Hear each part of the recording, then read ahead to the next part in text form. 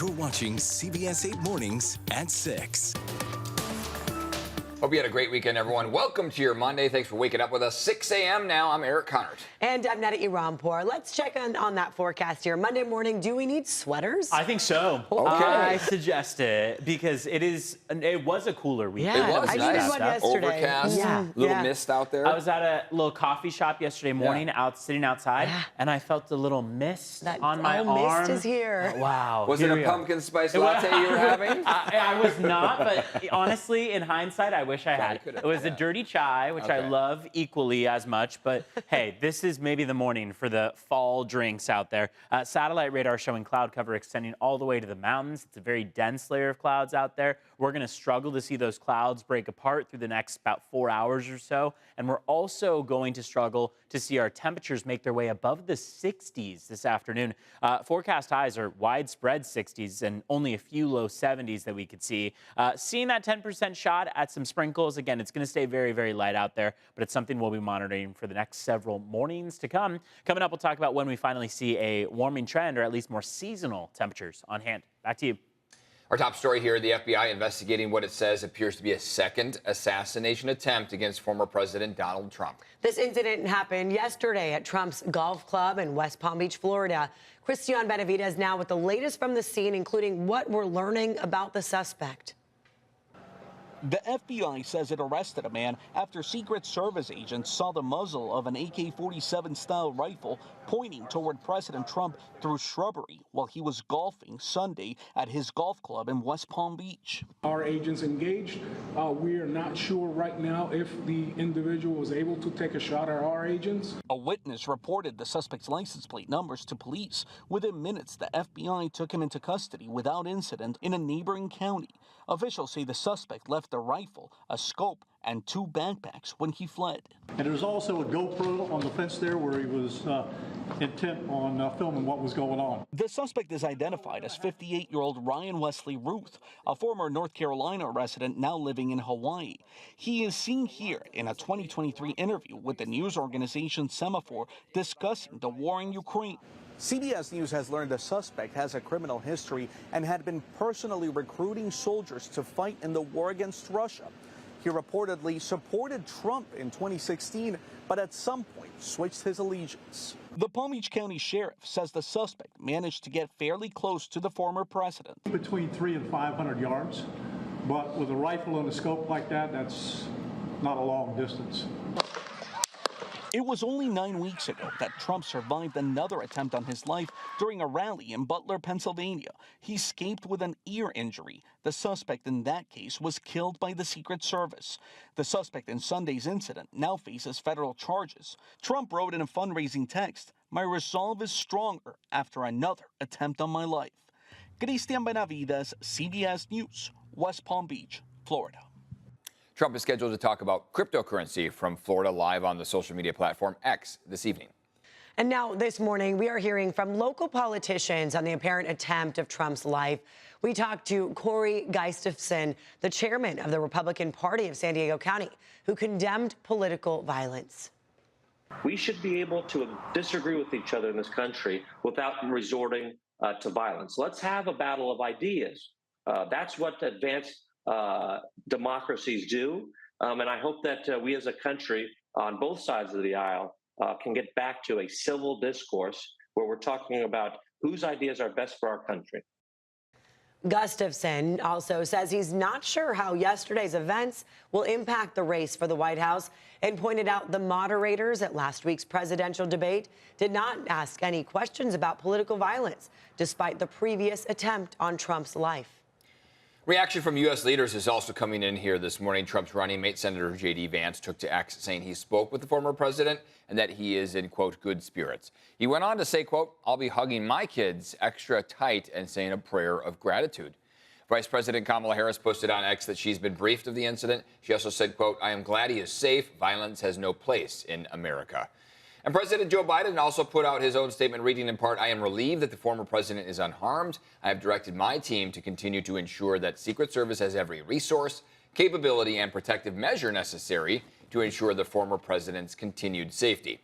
We will continue to cover this developing story as more information about this investigation comes to light. You can keep yourself updated right here at CBS 8 or online, CBS8.com. You can also download our free CBS 8 app. This morning, we are getting a first look at this new released crime report from Sandag. Although it found overall crime is down, there's still a troubling trend that stands out. CBS 8's Regina Urita looking through the data, joining us live downtown now with the findings. Good morning. Yeah, good morning, guys. And overall, this report is important to know because it shows really where our crime data stands in San Diego County. So this is coming from San Diego County Association of Governments, and it really documents the statistics between 2021 to 2023. It does show that crime continues to fall in the area. So it shows that crime overall dropped 9% within the last 3 years. Murders are down by 21% compared to 2021, and it goes into the different incidents in which a motive could be determined, arguments being the highest motive, followed by gang involvement. There's also data on property crimes that includes robbery, burglary, and theft. The report shows it fell from 8%. But really the concerning number is hate crimes. These are acts motivated by race, ethnicity, religion, gender, or sex orientation. Research actually shows that the number of hate crime incidents increased by 39% compared to 2022. In fact, according to the recent data, there were a total of 133 hate crime incidents across the region, which included over 100 victims. Now back out here, this trend and the recent report really comes at a critical time where San Diego police is investigating a number of hate crimes that happened in Hillcrest. So that report is really showing where our crime statistics is at here in San Diego County. Guys? Regina, thank you very much for the latest on that. Today, San Diego leaders expected to announce a new resolution to make our streets safer. According to city council members, the Safe Streets resolution will address safety needs on different modes of transportation. Council members say on average, one person is seriously hurt or killed each day on the city's streets. They say the new resolution directly responds to community feedback from school drop-off locations to dedicated bike lanes. And now also today, county leaders and health experts set to announce a policy to make mental health care more accessible for our kids here. Supervisor Tara Lawson-Remer says she's been working with experts from Rady Children's Hospital to craft this policy. According to the supervisor, California ranks last in the country when it comes to parents and their abilities to access mental health care. Lawson-Remer says the new policy will especially help kids from low-income families and those under Medi-Cal. Mexico! ¡Viva! ¡Viva Mexico! Today is Mexican Independence Day. The day commemorates the moment Father Hidalgo, a priest and leader, called for Mexico's liberation from Spain. Every year, Mexico's president stands on the balcony of the National Palace in Mexico City and delivers a speech similar to Hidalgo's. The president also rings that same bell Hidalgo rang over 300 years ago. And San Diego already started celebrating Mexican Independence Day. Last night, the annual El Grito ceremony kicked off Hispanic Heritage Month. Thousands of people celebrated in Chula Vista, where El Grito was held for the first time. There was music, dancing, food, and a lot more out there. El Grito is a tribute to the Mexican people's battle cry when they rose up against Spanish rule. Families say it's important for them to bring their kids and teach them about their culture. It's important to learn about our history, especially being Mexican Americans here and learning about our background. 3,000 to 5,000 people expected out there at the El Grito celebration with those wonderful dances and dresses and all the colors. Beautiful. Oh, and even the cute. little hats with the little chihuahuas. Amazing. Yeah, those dresses are like mesmerizing. I know. To see them perform like that. And the young girls learning the working on the moves. moves. Oh, I love it. Wow. Yeah. Moves. Yeah, I know. she does. Nice, comfortable weather for the big celebration. Great weather out there. It was a nice Yesterday weekend. it was out at the bay. I mean, it was cloudy, but there were some breaks in the clouds, so a little bit of We sun made a out there. beach day out of it, but you need sweatshirts after. You need sweatshirts. Yeah. Just be prepared for whatever's going to come. And that's going to include dense cloud cover for this morning. It's going to include cooler temperatures and maybe even some gusty west winds that'll help to make it feel even cooler. So stark contrast to what we had 1 week ago, but you have to factor that in when you're planning maybe sending the kids off to school. Send them out there with a sweater, long sleeve. You don't necessarily need the hood because anything that we're going to see in terms of precipitation for the next many mornings to come is going to be very, very light, 1/100th of an inch if that. But it will still feel like fall out there over the next 12 hours. And you might be wondering, okay, if this is downtown San Diego, for example, how do our inland valleys look? How do our mountains look? They're almost identical as far as conditions go.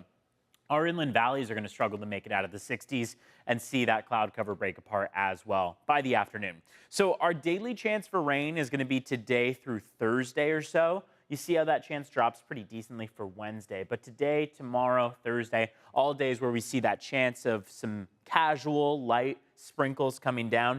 It starts to drop off as we get toward the weekend. And as you see that chance for rain drop off, we're also going to see some warmer temperatures in the mix. So we'll look at that in just a minute. But I want to show you where those wind gusts are going to be going. Gusty west winds, meaning they're coming from the west. That's onshore flow. And that's bringing these gusts up to the 20 to 30 mile per hour range across most of our county, upwards of 50 miles per hour for Borrego Springs, and all of our local deserts. Everywhere in purple, essentially, is under a wind advisory and will remain under one through tomorrow morning. That's when we start to see those winds die down. So not helpful for fire crews as that wind advisory spans all the way up across Southern California.